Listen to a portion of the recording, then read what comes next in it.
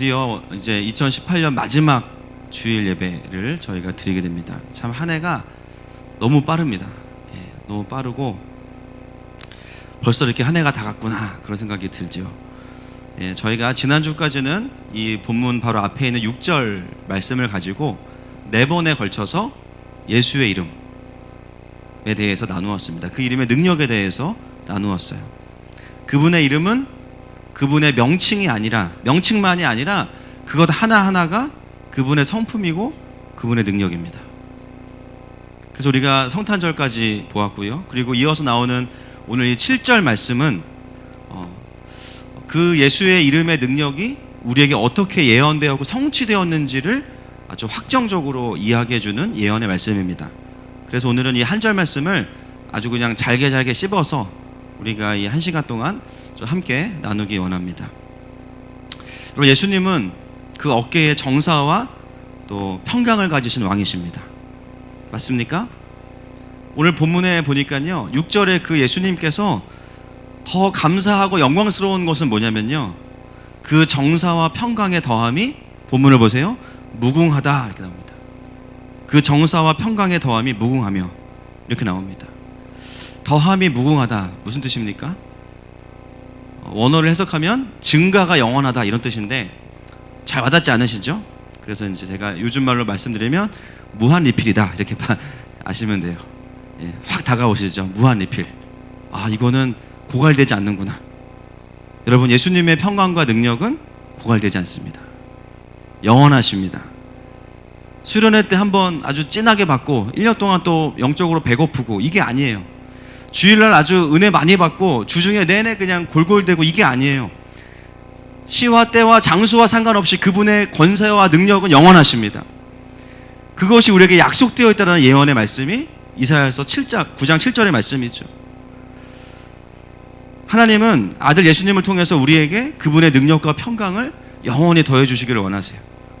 그래서 우리가 지난 4번에 걸쳐서 그 4가지의 이름과 능력을 함께 나누었습니다. 첫 번째 배웠던 예수님의 이름 무엇이었죠? 임마누엘의 하나님 맞습니다. 내 삶의 강대국인 아수르를 의지하지 않고 하나님을 의지하는 사람들이 임마누엘의 하나님을 경험하고요. 두 번째 나누었던 것이 기묘라 모사라 놀라운 전략의 하나님. 어떤 사람이 놀라운 전략의 하나님을 경험합니까? 오늘 충성하고 순종하는 사람. 세 번째 배웠던 것이 전능하신 하나님 기억나십니까? 백부장. 그래서 그날 저희 교회 내년도 목회 계획 아시죠? 휴지를 2배를 더 쓰자. 그래서 주님이 우리의 눈물을 받으신다. 그죠? 주님은 우리가 막 협박하고 막 나 금식할 거야 이런다고 움직여지시는 분이 아니세요. 주님은 눈물에 약하세요. 그래서 우리가 주님의 그 긍휼한 마음을 가지고 애통과 긍휼함으로 주님 앞에 기도할 때 주님이 그 눈물을 받으시고 움직이신다. 내가 가서 고쳐주리라. 기억나시죠? 짧은 시간 동안 저희가 이걸 다 봤기 때문에. 그리고 성탄절 아침에 봤던 말씀이 평강의 왕이었습니다. 사람들이 예수님을 모르기 때문에 자본주의, 사회주의, 우리가 만들어낼 수 있는 가장 좋은 제도를 만들지만 다 실패했어요. 결국은 예수 그리스도가 있을 때 진짜 평강이 있습니다. 그런데 더 감격스러운 것은 뭐냐면 그 모든 예수의 이름의 능력과 풍성함이 우리에게 영원히 공급되어진다는 사실입니다. 얼마나 감사합니까?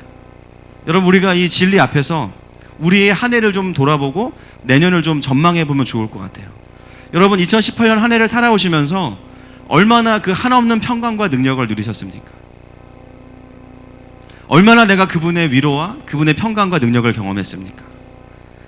어떤 분들은 한 해를 돌아보면 그렇게 고백하시는 분들이 있어요. 목사님 올 한 해는 진짜 은혜 많이 받았습니다. 진짜 기적입니다.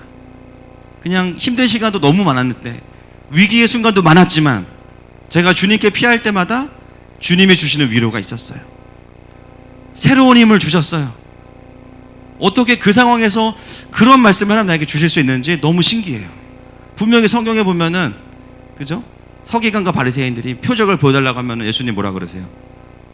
요나의 표적밖에는 보일 것이 없다. 그런데 예수님 그렇게 말씀해 놓으시고선 매주 표적 설교 우리한테 하시잖아요. 그죠? 그 표적이 이 표적이냐 묻지 마세요. 여러분 중요한 거 아닙니다. 어떻게 신기하다. 늘 예배가 끝나면 이제 너무 지칩니다. 지쳐요 저는. 목사님 누구한테 들으셨어요? 지쳐요. 여러분 제 힘으로는 불가능하죠. 여러분 모든 설교는 사실 다 표적 설교가 돼야 돼요. 아멘이십니까? 안 되면 이상한 거예요. 제가 누구 들으라고 설교해요? 우리 성도들 들으라고 설교해요. 그죠? 그래서 매주 내가 표적이 안 된다 그러면 뭔가 영적으로 문제가 있는 거예요. 우리가 주일마다 또 금요일마다 말씀의 자리에 올 때마다 주님께서 말씀해 주시는 것이 은혜입니다. 그게 은혜 중에 은혜예요. 예배 때마다 하나님의 내 삶에 말씀해 주시고, 내가 말씀을 펼 때마다 글자가 아니라 하나님의 마음이 내 영 안으로 들어와서 내가 그 하나님의 마음에 반응할 수 있다는 거, 가장 큰 기적인 줄로 믿습니다. 그래서 한 해를 돌아보면 그렇게 힘들었지만 하나님의 은혜를 고백하는 분들도 있고요. 어떤 분들은 아유 목사님 주님이 계신 건 알지만 너무 바빠가지고 미처 제가 주님을 의지할 생각을 못했어요. 사실 생각해보니까 교회를 25년 다녔는데 주님을 그렇게 의지할 생각도 못 해본 것 같아요. 그래서 중요한 거 뭐예요? 내 힘으로 한 해 동안 살았기 때문에 지금 전 너무 지쳤어요. 더 이상 마음에 평강이 없어요. 주님의 위로가 필요한 분들이죠. 그런 분들을 대할 때마다 제 마음이 어떻겠습니까? 안타깝죠. 맛있는 뷔페집에 모시고 갔는데 김밥만 드시고 온 것 같아요. 이거 먹어도 되나? 먹어도 됩니다. 이거 다 먹어도 돼요? 먹어도 돼요. 신앙생활 하면서 하나님의 어떠하심을 잘 못 누리는 분들을 볼 때마다 마음이 너무 속상합니다. 좋은 식당에 오면은 당연히 누려야 되는데 먹어야 좋은 식당인데요. 건물이 좋은 게 좋은 식당은 아니잖아요. 제가 제일 화나는 식당이 막 찬송가 틀어놓는데요. 음식이 맛이 없어. 그러면 화가 곱빼기로 나요. 너무 짜증나요. 차라리 찬양을 끄든지 음식을 잘 하시든지, 아니면 뭐 우리 식당은 뭐 천연 뭐 조미료 안 씁니다. 맛이 없어. 그냥 MSG 넣으시면 되는 거 아니에요, 그죠? 그리고도 맛있어야지, 그죠? 예배를 드리러 와서 하나님이 얼마나 좋은 분인지 누리지 못하고 돌아가는 것은 정말 그런 안타까운 마음을 갖게 만들어요. 여러분에게 한 해 동안 예배가 풍성한 예배셨습니까? 더 풍성해지시기를 축복합니다. 그런데 때로는 정말 그런 은혜의 풍성함을 누리지 못하고 힘들어 하시는 분들을 볼 때마다 마음이 정말 안타깝습니다. 무엇이 문제일까요? 하나님의 풍성하심을 잊어버리는 게 문제죠. 덮어놓고 믿으니까, 펼쳐놓고 믿어야 되는데, 그렇죠? 펼쳐놓고 약관을 확인하면서 우리에게 주신 은혜가 무엇인지 하나하나 따져가면서 믿으면은 풍성함을 누리는데 너무 안타까운 거예요. 여러분 주변에 그런 분들 계시죠? 굉장히 알뜰하신 분들, 인색한 게 아니고 알뜰하신 분들, 써야 될 때는 쓰지만 평소에 잘 아끼는 분들 계시잖아요. 막 무슨 뭐 결제를 해도 포인트 적립을 늘 하거나, 그죠? 그리고 막 이렇게 필요한 거 다 찾아서 이제 혜택을 보시는 분 있잖아요. 저도 얼마 전에 저희 목사님 한 분이 그 나라에서 주는 복지 혜택이 있다. 그래서 뭐냐 물어보니까 6세까지 아이들은 나라에서 11만 원이 나온대요. 모르셨죠? 예, 저도 몰랐어요. 그래서 신청을 했더니 이제 포인트가 나와서 그걸 쓸 수 있게 됐습니다. 참 좋은 나라예요, 그런 거 보면. 근데 그거를 신청하는데 속에서 되게 억울한 거예요. 왜냐면 왜 몰랐지? 여러분 어떤 길 가다가 카드를 하나 발급받았는데요, 안 쓰고 있었어. 알고 보니까 내가 가는 모든 백화점과 모든 식당이 이걸로 다 50% 할인되는 거였어. 그걸 나중에 알았네. 기분이 어떠세요? 너무 억울하죠. 너무 억울하죠. 그런데 신앙생활을 그렇게 하는 분들이 너무나 많아요. 야, 그런 게 성경에 있었냐? 몰랐다. 성경이 하나님을 믿는 게 아니고 내가 어디선가 트라우마나 내가 스스로 상정한 하나님을 딱 상정해 놓고 이분이 하나님이야. 엉뚱한 신앙생활 하다가 말씀 다시 열어보면서 야, 하나님 이런 분이셨구나. 너무 늦게 깨닫는 분들을 볼 때마다 안타깝습니다. 왜 그렇습니까?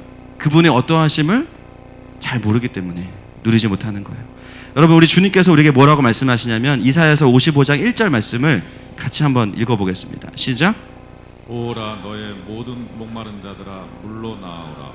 돈 없는 자도 오라. 너희는 와서 사 먹되 돈 없이 값없이 와서 포도주와 젖을 사라. 아멘. 우리 아버지께서 말씀하십니다. 목마른 자들아 물로 나아오라. 돈 없는 자도 오라. 할렐루야. 그런데 와서 사 먹으래요. 어떻게 사 먹죠? 예수님께서 값을 지불하셨어요.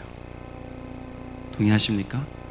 그래서 우리는 눈치 보면서 먹는 거 아니에요. 이미 주님이 돈 다 내신 거예요. 그냥 꺼내 먹는 거예요. 할렐루야. 돈 없는 자도 나오라. 너희는 와서 사 먹되 돈 없이 값 없이 와서 포도주와 젖을 사라. 여러분, 신앙생활을 잘하는 사람들은 어떤 사람들이냐?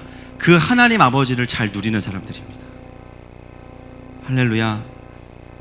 안타까운 것은 그것을 좀 빨리 누렸으면 좋겠는데 그게 사람의 마음으로는 안 돼요. 그죠?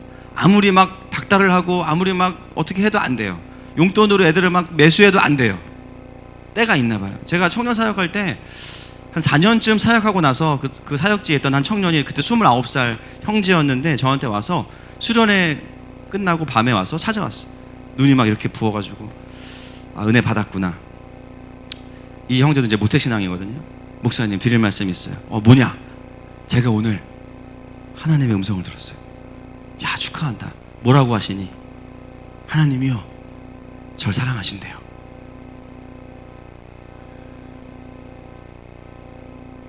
예수님이 저를 위해 죽으셨대요. 몰랐네. 몰랐어. 처음 들었네. 아주 4년 내내 얘기하고 기도해주고 말씀 보면서 얘기해주고 쌩 난리를 쳤는데도 때가 있나 봐요. 때가 돼서 이제서야 자신의 언어로 자신의 영혼 안에 그 복음이 부딪혀 온 거예요. 29년 동안 교회를 그냥 뱃속에서부터 그냥 못해 짱아치로 다녔기 때문에 얼마나 복음을 많이 들었겠어요. 뱃속에서부터 그냥 다른 건 들을 새가 없죠. 그랬던 그 형제가 어느 순간 자기 인생에 시련이 오고 어려움이 오니까 마음이 가난해지기 시작하면서 복음이 자기 안에 들어오기 시작한 거예요. 그게 이제 깨달아진 거예요. 그리고 그 형제가 또 몇 주 후에 전화가 왔어요. 엄청나게 높은 톤으로 너무 신나가지고 목사님 그거 아세요? 뭐냐? 하나님이 살아계세요. 처음 알았네. 처음 알았어. 아 진짜? 네, 하나님 살아계세요. 간증을 막 해주는 거예요. 자기가 이런 기도했는데 하나님이 기도에 응답하세요. 막 그래요. 고맙다 야, 가르쳐줘서. 많은 경우에 사람들이 덮어놓고 신앙생활 하다 보니까요, 생각보다 예수님이 어떤 분이신지 잘 몰라요. 우리가 매주 깨닫지 않습니까? 성경에 이런 게 있었구나. 저도 목회하면서 진짜 신기합니다. 성경에 이런 게 있었네. 어떤 분들은 너무 젠틀해요. 주님께 피해 안 드리기 위해서. 주님 바쁘시니까 나 아니어도 저 집사님 때문에 바쁘실 것 같아. 나는 주님께 좀 부담 드리지 말자. 제가 알아서 하겠습니다, 주님. 결국 어떻게 됩니까? 호미로 막을 거 가래로 막게 됩니다. 그렇죠? 일이 더 커져. 막 처음부터 주님께 맡겨야 되는데요, 자기가 하다가 일이 안 되니까 주님 어떻게 합니까? 결국 우리는 어느 순간에요, 아 이게 아니구나 하고 그 쎄한 느낌 아시죠? 이거 아닌 것 같은데, 여러분 그때 주님께 오셔야 됩니다. 동의하십니까? 거기서 더 진행하시면 안 돼요. 이거 뭔가 아닌 것 같은데 할 때 딱 멈추셔야 돼요. 그 느낌이 있어요. 뭔지 아시죠? 그리고 내가 주님 안에서 예배를 빠진 적은 없지만 임재 안에 들어갔다 나온 지가 오래되신 분들은 어느 순간 다시 그 주님을 바라보는 시간이 돌아옵니다. 여러분, 이왕 예수님 믿는 거 우리가 정말 풍성히 누릴 수 있기를 축복합니다. 그분의 능력과 평강이 영원히 우리에게 더해 주신다는 거예요. 그것이 이사야서의 예언입니다. 그래서 우리가 나만 누릴 뿐만 아니라 제대로 누린 사람들은요, 그 은혜들을 흘려보내는 거예요. 내 기도만 하지 않고 다른 사람을 위해서 기도해주고, 다른 사람을 긍휼히 여기고, 하나님 나한테만 일하시지 말고 저 사람에게도 일해 주십시오. 어떻게 하면 저 사람에게 주님이 더 일하실 수 있을까를 고민하게 되는 거죠. 재정을 흘려보냅니다. 신기한 건 뭐예요? 쓰면 쓸수록, 보내면 보낼수록 하나님 채워주시는 거죠. 사랑하는 여러분, 우리가 한 해를 마무리하면서 그런 돌아봄의 감사가 있기를 축복하고요, 그리고 내년을 향해서 그런 기대가 커지기를 축복합니다. 7절 말씀 계속 이어보겠습니다. 그분의 정사와 평강의 더함이 무궁하며, 그 다음 나오는 단락이 또 다윗의 왕자와, 여기까지만 보겠습니다. 군림하여. 정사와 평강의 더함이 무궁한 것을 경험하는 사람은 어떤 사람이냐? 다윗의 왕자와 그의 나라에 군림하여. 누가 이 왕자의 군림해야 됩니까? 문맥상 예수 그리스도죠. 굉장히 중요한 것입니다. 여러분, 병원에 이제 아파서 다 가보셨죠? 병원에 가면 항상 그 똑같은 말을 합니다. 여러분 들었던 말 뭐가 있어요? 병원 가시면 운동하세요. 그렇죠? 나도 그 얘기는 하겠다. 그렇죠? 운동하세요. 운동하고 약간의 약을 줍니다. 약간의 약을 먹으면 좋아지죠. 그런데 운동 안 해요. 안 하시죠, 여러분? 그냥 마음은 이미 막 헬스장 갔는데 이제 마음만 갔어요. 몸은 안 가요. 운동 안 합니다. 그리고 또 지내다가 똑같이 또 아파. 그럼 또 병원 가요. 의사가 똑같은 말 또 해요. 운동하세요. 그리고 약을 또 줍니다. 마음에 좀 위로가 돼요. 약간은 좋아져요. 근데 운동 안 해요. 바뀌지 않아요. 삶의 습관을 바꾸지 않으면 몸은 더 안 좋아질 겁니다. 여러분, 신앙생활하면서 누군가를 코칭하고 지도할 때 제일 힘든 게 뭔지 아십니까? 삶을 예수님께 드리지 않은 사람을 도와줄 때 진짜 힘듭니다. 교회는 오는데 순종할 마음은 없어. 교회 오면 뭐 위로가 있어요. 은혜가 있어요. 그런데 거기서 끝. 나는 내 삶에 돌아가서 절대 내가 하나님하고 같이 동행하거나 나의 주인으로 생각하진 않아. 이런 분들을 도와드릴 때는 쉽지 않아요. 모르는 건 괜찮아요. 예수님 믿은 지 얼마 안 돼서 성경을 잘 몰라요. 알고 싶어요. 이런 건 얼마든지 좋습니다. 그런데 전혀 삶을 주님께 드리지 않은 분들과 함께 신앙생활을 하는 것은 굉장히 쉽지가 않아요. 결국에는 은혜와 위로는 있지만 삶의 자리에 돌아가서는 여전히 자기의 생각과 자기의 마음을 선택하기 때문에 결국에는 아무것도 변하지 않는 거죠. 그리고 일이 안 되면 이제 애꿎은 하나님을 원망하는 거. 여러분이 누군가를 도울 때 진짜 보람이 있을 때가 언제입니까? 가르쳐준 대로 할 때예요. 골프 칠 때도 야, 너 너무 고개를 든다. 고개를 좀 낮춰라. 했더니 거리가 늘어났어. 예를 들면 보람이 있어. 저는 골프를 못 칩니다. 그냥 말씀드리는 거예요. 뭔가 얘기할 때도 야, 너 지금 뭐가 문제가 있어. 그거 좀 고쳐봐. 고쳤는데 문제가 해결돼. 그럼 도와주면서 굉장히 보람이 있어요. 힘든 사람은 알겠다고 해놓고 안 하는 사람이 나중에 더 상태가 흉악해져가지고 오면 이제 또 힘들어지죠. 듣고는 가서 자기 마음대로 해서 일을 더 크게 만드는 경우. 여러분, 그리스도인의 헌신은 교회를 섬기고 교회를 봉사하는 것도 포함되지만 헌신의 본질은 뭐냐면요, 내 마음의 왕좌의 자리에 예수님이 계시는 거예요. 우리의 헌신은 교회 조직을 향한 헌신이 아니에요. 살아계신 예수 그리스도를 향한 헌신입니다. 신앙생활하기 힘든 이유 그 한 가지예요. 은혜가 부족하고 말씀이 부족하고 담임 목사가 설교가 졸리고 죄송합니다. 그런데 그거보다 더 본질적인 이유가 뭔지 아세요? 내가 그분께 내 삶을 드리지 않았기 때문이에요. 우리가 예수님을 믿을 때 이것은 동시에 일어나는 사건이에요. 사실은 우리가 예수님을 뭐라고 고백하냐면 구원자와 주인이라고 고백하죠. 많은 사람들이 구원자인 것은 너무나 공감하고 동의해요. 지옥 가면 안 되니까 주님 나의 구원자이십니다. 근데 주님이라고 고백해놓고 자기의 삶에 들어가서는 주님이 아닌 거예요. 늘 뭐 가지고 씨름해요? 주님 뜻대로 할 거냐 내 뜻대로 할 거냐. 여기서 항상 우리가 95%가 머물러 있습니다. 돌파가 안 일어나는 거예요. 여러분, 예수님께서 이 땅에 오신 이유는 힘든 마음을 좀 위로해 주기 위해서만 오신 게 아니에요. 여러분, 진짜 우리의 마음을, 힘든 마음을 위로해 줄 수 있는 거 사실은 많이 있습니다. 다른 주님 만나보세요. 더 빨리 위로가 옵니다. 무슨 말씀인지 아시죠? 그 주님 아니어도 시간과 장소를 초월해서 다른 주님 만나보세요. 즉시 효과가 나타나요. 다음날 머리가 아프지만. 여러분, 예수님께서 이 땅에 오신 이유는 우리를 위로만 하시기 위해 오신 것이 아니라 근본적으로 우리를 구원하시고 우리와 정사와 평강으로 우리를 다스리기 위해서 오셨어요. 문제를 그냥 보면서 힘들지 공감해 주러 오신 게 아니에요. 그 문제 해결하러 오셨어요.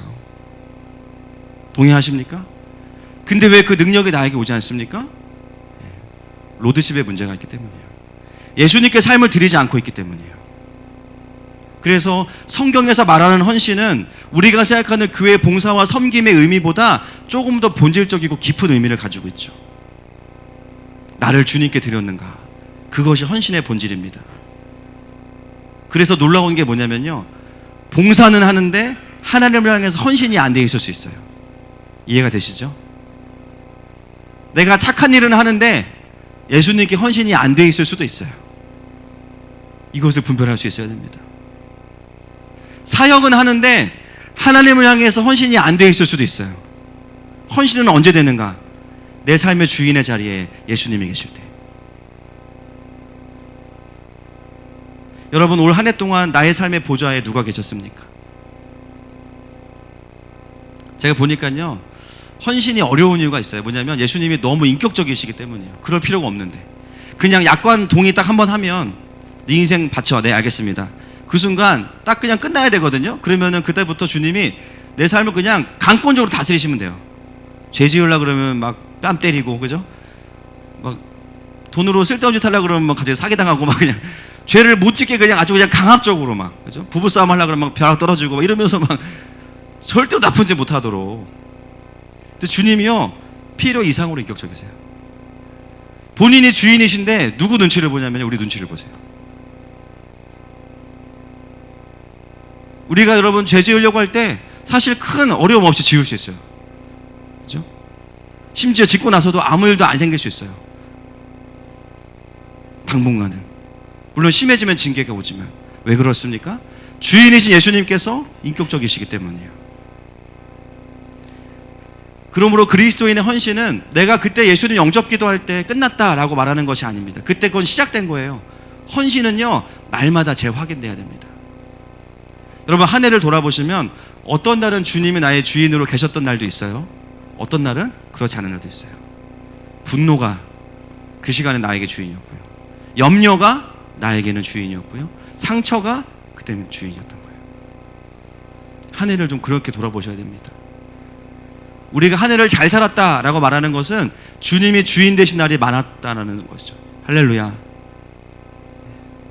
여러분, 내년 달력 보면서 뭐부터 확인하십니까? 그쵸? 네. 우리 목사님들은 본인 새벽기도 날짜랑 공휴일이 언제 겹치는지 달력 나오기 전에 결정해야 될 것 같아요. 자꾸 그런 걸로 기도하고 이러면 안 되는데, 하여튼, 예. 여러분, 우리의 한 해를 딱 돌아보시면서 마치 빨간 날이 주님의 주인 되신 날이라고 생각해 보세요. 얼마나 우리의 삶에 빨간 날들이 있었습니까? 얼마나 내가 주일 외에 다른 삶의 현장에서 그분이 나의 주인 되셨습니까? 그것이 바로 우리의 보좌에 예수님이 군림하시는 거예요. 제가 바라는 것은 우리 모든 하늘마음 가족들이 날마다 빨간 날 되기를 축복합니다. 달력을 보면 늘 힘들어요. 늘 고난이 있어요. 그러나 그럼에도 불구하고 그래, 이때도 우리 예수님이 나의 주인이셨지. 내가 이때 진짜 힘들었는데 그때 내가 주님 앞에 나와서 울면서 그래도 내가 아버지 품에 안겨 있었지. 그 훈장들이 보여야 돼요. 축복합니다. 그렇게 삶의 보좌에 예수님을 자발적으로 모시고 날마다 재헌신하는 사람들에게 정사와 평강의 더함이 무궁하다는 거예요. 그리고 그 열매가 무엇이냐? 또 다윗의 왕자와 그의 나라에 군림하여 그 나라를 굳게 세우고, 그 열매가 무엇입니까? 하나님의 나라가 굳게 세워지는 것입니다. 그게 열매죠. 당연하죠. 하나님의 나라는요, 궁핍하지 않아요. 동의하십니까? 유지되는 수준이 아니에요. 견고하게 세워집니다. 왜요? 공급이 끊임이 없기 때문이에요. 일을 하려고 하는데요, 전문용어로 총알이 엄청 많은 거예요. 투자할 거 다 하고 살 거 다 사고 필요한 거 다 준비할 수 있어요. 사람과 재정이 넉넉해요. 그 나라는 견고히 세워집니다. 그래서 하나님의 나라를 살아내고자 하는 자들에게는 하나님의 공급하심이 있어요. 여러분, 올 한 해를 돌아보시면서 내 삶에 그분의 공급하심이 있다면 감사하시기를 축복합니다. 그리고 그것의 열매는 뭐냐면요, 내 삶에 하나님의 나라가 더 견고하게 세워졌는가입니다. 여러분, 2017년 말보다 2018년 말 돌아보십시오. 얼마나 내 삶에 하나님의 나라가 견고하게 세워졌나. 어떤 부분은 주님께서 우리를 새롭게 만들어주신 부분도 있어요. 어떤 부분은 완전히 철거된 부분도 있어요. 어떤 부분은 리모델링된 부분도 있어요. 그것들이 우리가 주님께 드릴 수 있는 나만의 유니크한 경배이자 고백입니다. 교회를 돌아봐도 너무너무 감사한 게 많아요. 하나님이 한 해 동안도 귀한 가족들을 또 보내주셨고, 또 여러 가지 부분에서 눈에 보이는 변화, 눈에 보이지 않는 변화들을 많이 주셨습니다. 중요한 것은 무엇이냐면 하나님이 계속해서 공급해 주신다는 거죠. 축복도 너무 축복을 강조하면요 우상이 될 수 있습니다. 하나님이 주실 때 잘 쓰는 게 은혜입니다. 할렐루야. 계속해서 보겠습니다. 그리고 그분의 나라의 보좌는 영원히 정의와 공의로 그것을 보존하실 것이라. 여러분 놀라운 진리가 또 있죠. 그분의 나라는요 잠깐 있다가 사라지는 그런 역사에 나오는 대제국이 아니라 영원히 보존되는 나라입니다. 잠깐 반짝이다가 끝나는 나라가 아니에요. 영원히 보존되는 나라예요. 동의하십니까? 그러나 사람이 세운 나라는 반짝이에요. 반짝. 우리나라의 축구 영웅 누굽니까? 히딩크 감독 있죠. 아직도 스포츠 채널에서 아직도 나오고, 우리는 지금 200번째 보는데도 아유 저거 또 나와 하다가 5분 후에 보면 같이 또 뭐 울고 있어. 또 막 감격하고 막. 왜 그래요? 우리나라에 있을 수 없는 기적이 있었기 때문이죠. 그때 수석 코치가 누구죠? 박항서 감독이에요. 지금 그분이 어디 가 계십니까? 베트남에 갔죠. 베트남에 무슨 일이 있었습니까? 베트남 축구팀이 지금 장난 아닙니다. 피파 랭킹 167위에서 100위로 뛰어 올랐어요. 동남아 수즈키컵 우승하면서 지금 난리 났고요. 지금 유일하게 BTS를 이긴 베트남에서 BHS 그렇죠? 박항서입니다. 지금 베트남에서 거의 대통령보다 더 인기 있어요. 여러 가지 요인이 있겠지만 그 박항서 감독에게 가장 큰 리더십으로서 영향력을 미친 사람이 누구냐? 히딩크 감독입니다. 우리나라도 그렇죠. 근데 너무 놀라운 것은 뭐냐면 그 감독이 있을 때 그렇게 잘하던 한국이 그 감독이 떠나고 나니까 동력을 잃은 비행기처럼 글라이딩을 하더니 점점 내려와서 옛날 축구의 영광을 회복했습니다. 슬픈 일이죠. 그것이 뭐예요? 세상의 나라의 특징입니다. 초인적인 한 사람으로 인해서 있는 영향력들이 있을 때는 뭔가 되는 것 같은데 그 사람이 빠지고 나면 자연스럽게 그 힘들이 빠지기 시작해요.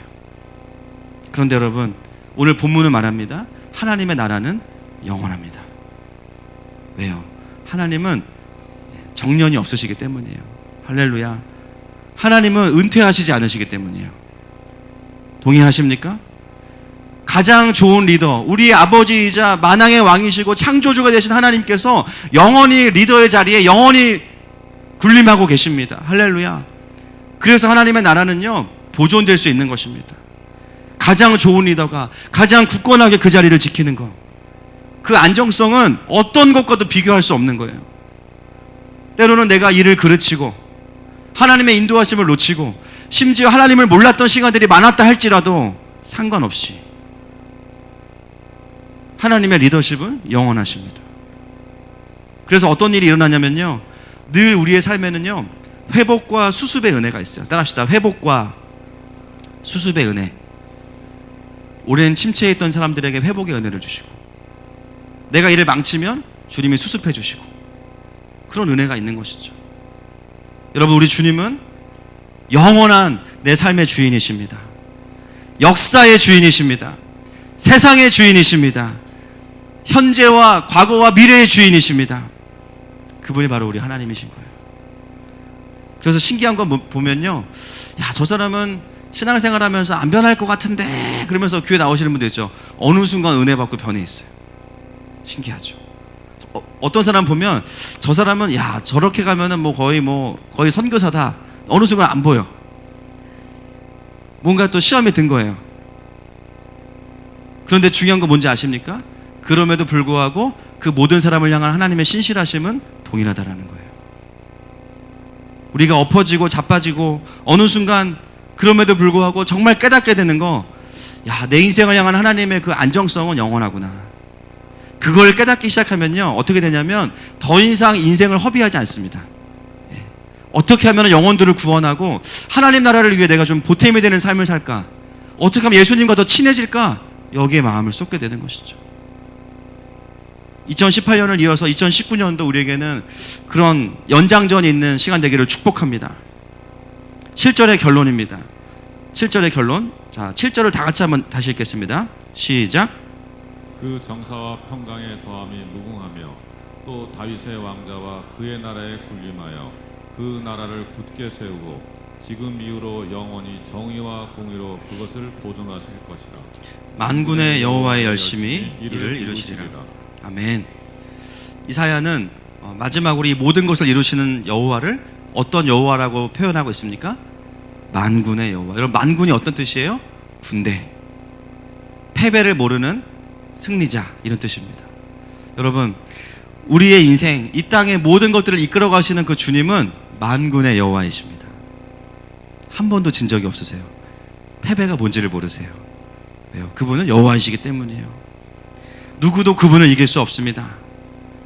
놀라운 것은 모든 구원과 이 땅을 향한 하나님의 그 섭리가 누구에게 달려있냐면요, 강대국이나 초인적인 리더가 아니에요. 어떤 정치 제도가 아니에요. 바로 여호와의 열심에 달려있다는 거예요. 근데 그분의 이름은 만군의 여호와입니다. 동일하게 우리의 인생도 하나님의 열심이 우리의 인생을 끌어가고 있습니다. 동의하십니까? 내가 포기했던 내 인생, 이쯤에서 그만하자. 이제 더 이상 살 힘이 없다. 내가 내려놓았던 그 문제, 나는 이제 지쳐서 더 이상 거들떠보기도 싫은 그 문제. 그런데 내 열심은 사그라들었지만 여호와의 열심은 여전하시다는 거예요. 그 여호와의 열심이 우리의 인생을 끌고 가고 계신다는 거예요. 여러분, 성경에 수많은 하나님의 사람들이 전부 다 어떻게 회복했냐면요, 자기 열정으로 사명을 완성한 사람 한 명도 없습니다. 낙심하잖아요. 누가 찾아오세요? 하나님 찾아오시는 거예요. 아브라함 보세요. 75세에 부르셔가지고 뭘 약속하셨어요? 수많은 자녀를 주겠다고 해놓고 20년 동안 애를 안 주시니까 애가 타는 거예요. 미쳐버리는 거예요. 애 주신다고 했잖아요. 낙심할 때마다 오셔가지고 저 바다에 모래를 봐라, 하늘의 별을 봐라. 주님이 또 엄청 이게 좋으시거든요. 그러니까 뭐 또 아브라함이 또 그런가 보다 하고 또 알겠습니다 그리고 기다리고 또 10년 그냥 가고 막 그러다가 막 실수하고 이스마엘 태어나고 막 결국에 사라가 더 이상 아이를 생산할 수 없는, 그죠? 갱년기가 넘어가면서 완전히 낙심하고. 언제 주님이 오셔서 약속을 이루십니까? 아브라함이 99세, 사라가 89세. 내 나이가 지금 90세가 넘었다 손 들어보세요. 안 계시죠? 여러분, 제가 성경을 연구하면서 깨달은 것은 이삭은 동정녀 탄생을 하지 않았다는 사실입니다. 그것이 무엇을 의미하는지 여러분 아십니까? 제 설교가 15세 이상 관람가라 제가 더 나가지 못하지만 잘 생각해 보세요. 네, 여러분. 아브라함이 99세입니다, 지금. 뭐, 일단 이빨이 없으실 거예요. 틀니가 있고, 허리도 안 펴지고, 아이고, 이러고 있는데, 주님이 오셨어요. 새 이모들이 주를 바랄 때. 놀랍지 않습니까, 여러분? 부분을 볼 때마다 기가 막혀요. 야, 어떻게 99세 어르신, 그죠? 할아버지, 이래서 영화 죽어도 좋아가 나온 것 같은데, 하여튼, 이게, 놀라운 일이라는 거. 정상적으로 이삭이 됐거든요. 예, 우리 중년 남성들 소망을 가지십시다. 할렐루야. 예, 지금 난 아니다 이런 표정이신데요. 예, 뭐 알겠습니다. 여기까지만 하겠습니다. 낙심할 때마다 계속 하나님 오시는 거예요. 포기하고 싶으면 와가지고 마음을 새롭게 해주시고 또 그 길을 가게 하시고, 포기하고 싶으면 오셔서 또 마음을 새롭게 그 길을 가게 하시고. 여러분, 다니엘이요 60년 동안 공직에 있었어요. 60년 동안 왕이 4번 바뀝니다. 느부갓네살, 벨드사살, 다리오, 고레스. 말이 안 됩니다. 왕이 바뀌었는데요, 피식민지 출신의 유대인이 와가지고요 고위공무원을 계속해요. 왕들이 등극할 때마다 다니엘에게 물어봅니다. 의사결정할 때마다 다니엘에게 물어봐요. 이거 어떻게 해야 되냐. 꿈 꿀 때마다 다니엘이 다 해석합니다. 다니엘이 그게 인생의 비전이었을까? 내가 60년 동안 4명의 왕을 섬긴다? 비전 스테이트먼트 막 써놓고? 아니에요.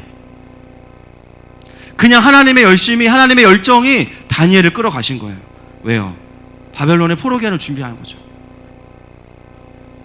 어떻게 그 한 사람을 하나님께서 그렇게 끌어가실 수 있겠습니까? 여호와의 열심이 그의 인생을 주관했기 때문이에요. 그러면 다니엘의 힘은 어디에 있는가? 너무나 잘 알고 있죠. 하루에 3번씩 하나님의 임재 앞에 있는 거죠.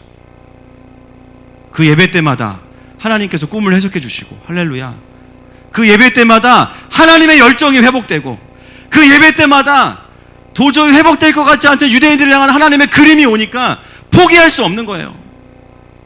여러분, 예배는 그런 것입니다. 출석의 의미가 있는 것이 아니라 예배는요, 생명이에요. 예배는요, 하나님의 열정이 우리 가운데 들어오는 시간입니다. 하나님의 영광이 우리를 뒤집어 엎는 시간이 예배입니다. 그런 예배를 경험하니까 다니엘이요, 예배가 없는, 교회가 없는 그 상황 속에서도 돌파하면서 계속 하나님의 길을 가는 거죠. 저는 이 연말의 예배가 하나님의 불을 받는 예배가 되기를 축복하고 선포합니다. 여러분, 노아의 방주는요, 동력도 없고요, 키도 없어요. 이런 배가 어디 있습니까? 지금 막 비가 엄청 와서 다 물에 잠겼는데 어떻게든 살려면 어디론가 갈 수 있는 노라도 있어야 될 거예요. 노도 없는 거예요.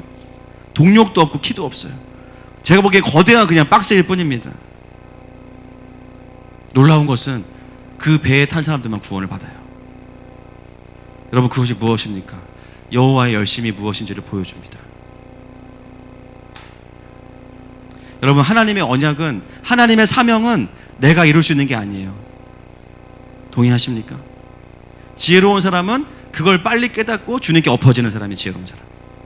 조금 덜 지혜로운 사람은 자기가 지혜가 있다고 생각해서, 내가 할 수 있다고 생각해서 그 기간이 길어지니까 실패가 계속 와. 내가 할 수 있는 게 아니구나. 빨리 깨달아야 되는데 못 깨닫는 거죠. 오히려 내 힘이 끝나는 그 지점이 와야만 우리는 하늘의 동력을 얻을 수 있습니다. 그렇기 때문에 이삭은요, 누가 뭐래도 하나님이 주신 아들인 거예요. 여러분, 이스라엘의 수많은 불순종과 실패가 구약 성경에 난무하죠. 그런데 놀라운 것은 뭔지 아십니까? 예수님은 한치의 오차도 없이 이 땅에 오셨다라는 거예요. 예언된 모든 사역을 다 완성하셨다라는 거예요. 여호와의 열심히 이스라엘의 연약함을 이기셨습니다. 할렐루야. 여러분, 그분이 바로 우리 하나님이십니다. 어제도 연예대상 우리 그 이영자 씨가 또 받았는데 지금 이관왕인 거 아시죠? 예, 제가 첫 번째 KBS 대상 받고 수상 소감을 보는데, 제가 연예인들이 이렇게 막 수상 받고 나서 하나님께 영광을 돌립니다 이런 거 별로 은혜 안 되거든요, 저는. 예, 왠지 그게 좀 뭔가 정치적인 느낌도 들고, 물론 본인은 그런 게 아니겠지만, 근데 이영자 씨는 삶의 스토리를 아니까요, 그 고백이 진짜 고백 안에서 막 제가 울컥하더라고요. 그래서 예, 좀 보여주십시오, 여러분. 보여주세요, 저기. 수상자는 이영자 씨입니다. 먼저 끝까지 누가 뭐래도 나는 나를 포기하지 않게 기둥이 되주신 하나님께 너무 감사드리고요.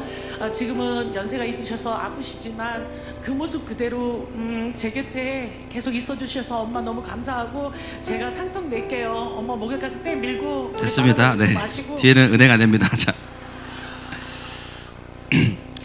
여러분, 이영자 씨가 1년 동안 그 한 일들을 보시면 아시겠지만 뭐 하셨나요? 방송에 나오셔가지고 드셨어요. 휴게소마다 다니면서 소세지 떡볶이를 임재하셔서 드시고 아주 전능하게 다 드시고, 그죠? 위대하시잖아요. 그러니까 뭐 방송에 나올 때마다 먹잖아요. 그거 우리도 할 수 있잖아요. 더 잘할 수 있는데, 그죠? 근데 어떻게 저분은 대상을 받습니까? 신기하지 않습니까? 사실 이영자 씨의 삶을 아는 분들은 재기하기 쉽지 않다. 오랫동안의 암흑기가 있었잖아요. 빚도 엄청 많고. 뭔가 그런 어떤 침체와 실패의 시간 속에서 하나님과 이영자 씨 안에 썸씽이 있었던 것 같아요. 마음이 가난해지고 다시 그 자리에서 건강한 웃음을 줄 수 있는 사람으로.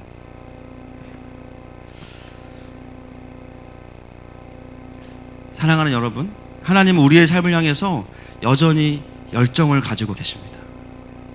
내가 냉랭하고 내가 뭐 침체가 있고, 물론 그건 우리의 상황이에요. 하나님은 그렇지 않으세요. 때로 우리가 혼돈하는 게 뭔지 아십니까? 내가 침체 가운데 있고 내가 냉랭하면 주님도 그럴 거라고 생각해요. 그렇지 않습니다.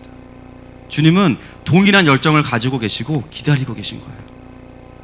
그래, 힘들지? 나에게 나와서 내 열정을 좀 받아라. 내 인생에 내가 선택한 실수와 침체가 우리의 인생을 망가뜨릴 수 없습니다. 동의하십니까? 우리의 인생의 동력은 내가 마음을 다 잡는다고 되는 게 아니에요. 내 인생을 향한 하나님의 열정을 볼 때, 거기에 연결되어질 때 우리는 계속해서 그 길을 갈 수 있습니다. 우리가 비행기를 타러 갈 때요, 우리에게 필요한 것은 뭐냐면 공항까지만 갈 수 있는 차비와 힘만 있으면 되는 거예요. 진짜 먼 길은 내 힘으로 못 가요. 비행기 타야 됩니다. 어쩌면 올 한 해를 열심히 살아오셨죠. 너무 치열해서 내년을 뜰 힘이 없다라고 느끼는 분들 계십니까? 이제는 버틸 힘이 없다. 여러분, 여기 오신 것만도 이미 잘하신 거예요. 비행기 타신 거예요. 예배까지만 오세요. 나는 목사님 그럴 힘도 없어요. 집에서 눈만 감으세요. 때로 신앙생활 하다가 열심히 살다가 그 열정을 도둑 맞은 것 같고, 주님을 사랑하는 마음과 그 임재의 그 느낌이 마치 연기처럼 사라진 것 같은 그런 생각 때문에 당황하신 분들 계십니까? 정상입니다. 왜냐하면 그거 원래 내 거 아니었어요. 하나님이 주셔야 받을 수 있는 거예요. 오늘 주님께서 주님의 그 사명의 비행기에 우리를 다시 태워주실 겁니다. 다시 하나님의 열정으로, 하나님의 사랑으로 우리를 채워주실 거예요. 끌어올리다가 지친 분들 더 이상 끌어올리지 마십시오. 그분의 불이 와야만 우리는 일어날 수 있습니다. 오늘 우리 장로님 기도하셨지만 이 나라가요, 점점 더 소망보다는 절망을 이야기합니다. 절망을 나누고 절망 속에 죽어가요. 여러분, 대한민국은 그 어느 때보다 여호와의 열심이 필요합니다. 그리고 그것을 보여주고 살아낼 사람들이 필요해요. 저와 여러분입니다. 동의하십니까?